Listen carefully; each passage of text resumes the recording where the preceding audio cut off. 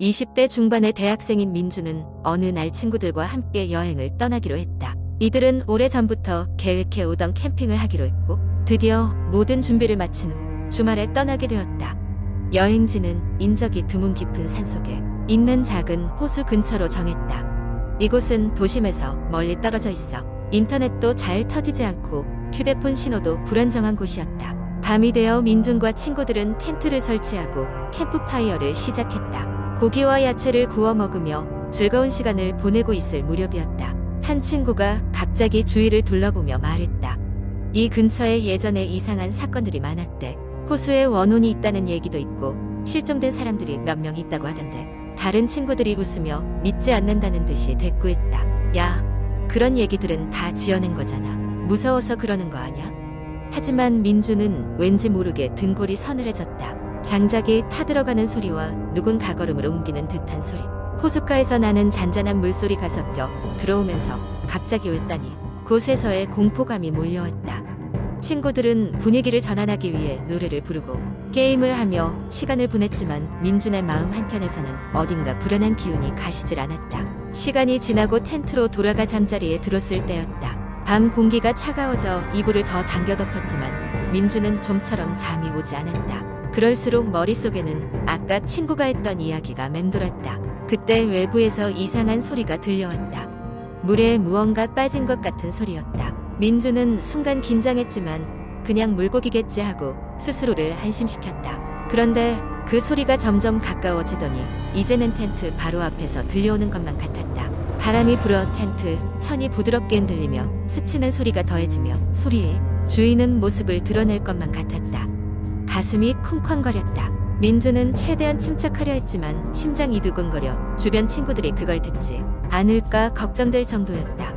몇 분이 지났을까? 텐트 입구 쪽으로 그림자가 들이오는 것을 보면 한낮도 아닌 한밤중이었다. 민주는 숨죽이며 그쪽을 바라보다가 고개를 돌렸다. 그러자 어떤 형체가 서서히 드러났다.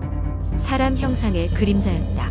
누군지, 아니 무엇인지 확인할 수 없었지만 분명히 텐트를 향해 서 있는 그 존재는 민준과 그 안의 친구들을 바라보고 있었다. 민준은 서서히 다가오는 공포에 떨며 자리에 엉겨붙었다. 그때 바로 옆에서 자던 친구가 몸을 뒤척이며 깨어났다. 야, 너 왜 그래? 친구의 목소리에 민준은 간신히 입을 뗐다. 저기 무언가 있어. 친구는 피곤한 표정으로 몸을 일으키며 텐트 밖을 내다보았다. 하지만 모두가 보고 있던 방향에는 아무것도 없었다. 뭐야? 아무것도 없잖아. 피곤해서 헛것 본 거 아냐? 친구는 불만스레 말했다. 하지만 민주는 그가 돌아누운 뒤에도 계속해서 텐트 밖을 주시했다. 분명히 무언가 있었다고 그는 느꼈다. 무서움에 진을 모두 뺀 그는 어떻게 잠에 들었는지도 모르게 잠이나 들게 되었다. 다음 날 아침 그들은 아무 일도 없었다는 듯 장비를 정리하고 캠핑장을 떠나기로 했다. 민주는 혼자서 조용히 어제 일을 생각했다. 다른 친구들에게 말할까도 했지만 다들 그냥 우습게 넘길걸? 알았기에 끝내 그냥 입을 다물었다. 차를 타고 산을 내려오는 길, 민주는 다시 한번 창밖을 바라보았다. 그리고 그 순간 그의 시선이 닿은 곳에 호숫가에 서 있는 무언가가 있었다. 흰 옷을 입은 여인이 멀리서 그를 쳐다보고 있는 것처럼 보였다. 민주는 깜짝 놀라며 다시 한번 보았지만 그때는 이미 아무것도 남아있지 않았다. 그날 밤 집에 도착한 그는 그저 우연일 거라고 넘기려 했다. 하지만 그 이후로도 그는 종종 꿈에서 같은 호수를 보았고 그곳에 있는 여인의 시선을 느꼈다. 민주는 캠핑에서 돌아온 이후로 그 산길을 다시는 가지 않았고 그 호수에 대한 이야기도 절대 언급하지 않았다. 그 호수 그리고 그곳에서의 밤은 여전히 그의 과거가 되어 그의 마음 한구석에 자리 잡았다. 그리고 오랜 시간이 흐른 후에도 민주는 그때 느꼈던 가슴 서늘한 공포를 잊지 못했다. 두 번째 이야기는 한 작은 마을에서 벌어진 기이하고 소름 끼치는 사건에 관한 것입니다. 이 마을은 숲으로 둘러싸여 있어 외부와의 교류가 거의 없는 외딴 곳이었습니다. 모든 것이 평화롭고 조용하게 진행되던 이 마을에 어느 날 밤 끔찍한 일이 벌어집니다. 주인공인 은영은 도심의 번잡함을 피해 이 마을로 이사 온 지 몇 개월 된 새댁이었습니다. 어느 날 저녁 남편이 출장으로 집에 없던 날이었습니다. 은영은 혼자 조용히 거실에서 책을 읽고 있다가 창문 너머로 이상한 소리를 들었습니다. 처음에는 바람 소리겠거니 했지만 그 소리는 점점 또렷해졌습니다. 울부짖는 듯한 소리가 산속 깊은 곳에서 멀지 않은 곳에서 들려왔습니다. 처음에 겁을 먹었지만 호기심 많은 은영은 손전등을 챙겨서 소리가 나는 방향으로 조심스럽게 걸어가 보기로 했습니다. 달빛이 어렴풋이 비추는 숲길을 따라 걷다 보니 어느새 소리가 더 크게 들려왔습니다. 그녀는 그 소리가 마을 뒷산에 위치한 오래된 폐가에서 나고 있다는 것을 깨달았습니다. 그 집은 마을 사람들도 잘 다가가지 않는 으스스한 장소로 과거에 살던 가족의 흔적도 없이 사라졌다는 이야기가 전해져 내려온 곳이었습니다. 은영은 집 앞으로 다가가 보았습니다. 소리는 바로 그 안에서 들려오는 것이 분명했습니다. 그녀는 문이 반쯤 열린 것을 보고 용기를 내어 안으로 들어갔습니다. 입구에 들어서자마자 곰팡내가 진동했으며 집안은 마치 오랜 시간을 멈춘 것처럼 낡고 해져 있었습니다. 은영은 손전등의 불빛을 이용해 천천히 집안을 조사하기 시작했습니다. 소리는 그녀가 다가갈수록 점점 더 크게 들렸고 그녀는 자신도 모르게 그 소리를 쫓아 2층으로 향했습니다. 2층에는 여러 개의 방이 있었고 소리는 그중 가장 끝에 있는 방에서 나는 듯했습니다. 방 앞에 다다르자 그녀는 문을 열고 불빛을 비추었습니다. 그곳에는 아무것도 없는 듯 보였지만 은영은 알 수 없는 오싹한 기운을 느꼈습니다. 손전등 불빛이 벽에 걸린 커다란 거울을 비추는 순간 은영은 소스라치게 놀라고 말았습니다. 거울에는 아무것도 비추어지지 않았습니다. 손전등을 든 자신의 모습도 방의 내부도 말입니다.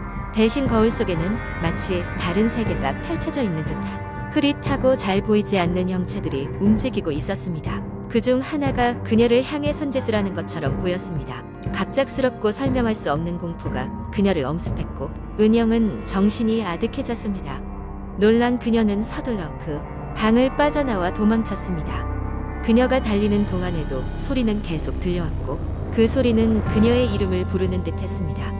집에 돌아와 잠그고 나서도 그 소리는 그녀의 머릿속을 떠나지 않았습니다. 그날 밤 이후로 그녀는 이상한 꿈에 시달리게 됩니다. 꿈속에서 그녀는 매번 그 폐가와 그 속에서 본 거울 앞에 서 있었습니다. 그리고 그 거울 속 형체는 매번 더욱 선명하게 그녀에게 말을 걸었습니다. 돌아오라. 그 이유도 그 의미도 알 수 없었던 그 심령의 목소리가 그녀의 삶을 잠식했습니다. 은영은 결국 이 괴현상에 대해 마을 사람들에게 이야기를 꺼냈습니다. 놀랍게도 마을의 노인들은 그 집과 같은 이야기를 알고 있었습니다. 수십 년 전 그 집에서 한 가족이 살았는데 그들 역시 어느 날과 다름없이 사라졌던 것입니다. 단 한 명 어린 소녀만이 행방을 알려주지 않고 그 소녀의 장난감 거울이 집에 남겨졌다고 합니다. 그것이 아마도 지금의 그 거울일지도 모른다고 노인들은 말했습니다. 결국 은영은 그 거울을 없애기로 결심했습니다. 이번에는 몇몇 마을 사람들과 함께 그 집을 찾아 그 거울을 제거하기로 했습니다. 그 거울을 집 밖으로 옮기고 나서는 비로소 마을에 평화가 찾아왔다고 합니다.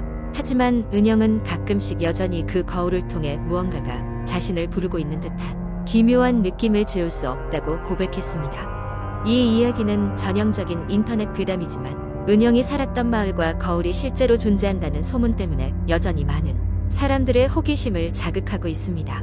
이 소감은 여러 사람들에게 무언가 알 수 없는 두려움을 남기며 한국 인터넷을 통해 지금도 전해지고 있습니다. 세 번째 이야기. 어느 작은 마을에 한 가족이 이사를 왔다.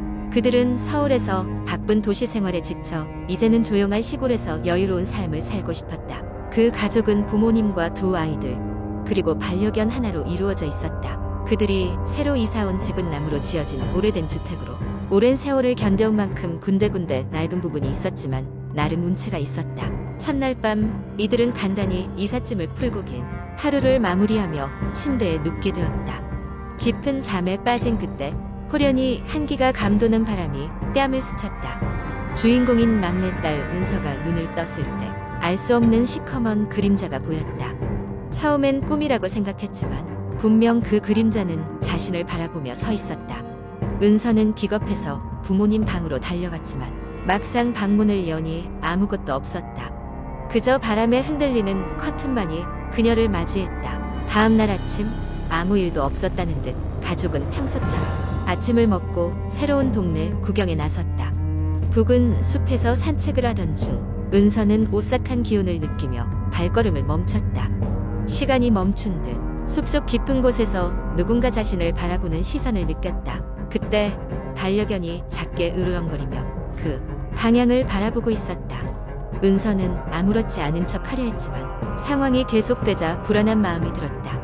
며칠이 지나고 밤마다 이상한 소리가 집안을 맴돌았다. 처음에는 층계가 삐걱거리는 소리에서 시작해 점점 문을 두드리는 소리, 속삭이는 소리 등으로 확장되었다. 가족들은 이를 풍문으로만 듣던 흉가에 대한 소문과 연결지었다. 인터넷에서 수많은 공포 이야기를 읽어왔기에 자연스럽게 상상력이 발동된 것이었다. 어느 날 밤, 아빠는 도저히 잠을 이루지 못하고 소리의 근원을 찾아 나섰다. 머리카락을 헝클어진 채로 집안을 돌아다니던 그의 눈에 거실 창문 밖에서 한 여자가 서 있는 모습이 들어왔다. 놀란 그는 재빨리 빛을 비추었지만 그녀는 마치 안개처럼 사라져버렸다. 가족은 더 이상 이 상황을 참을 수 없어 마을에 오래 살고 있던 할머니를 찾아갔다. 할머니는 조용히 그들을 듣고는 고개를 끄덕이며 얘기해 주었다. 그 집은 100년 전 비극을 겪은 가족이 살던 집이었다. 그 가족의 막내딸은 바깥 놀이터에서 실종된 후 돌아오지 않았고 그 충격으로 그 집안 모두가 그만 자신들의 삶을 마감했다는 끔찍한 소문이 있었다. 이 이야기를 듣고 엄마는 눈물을 흘렸다.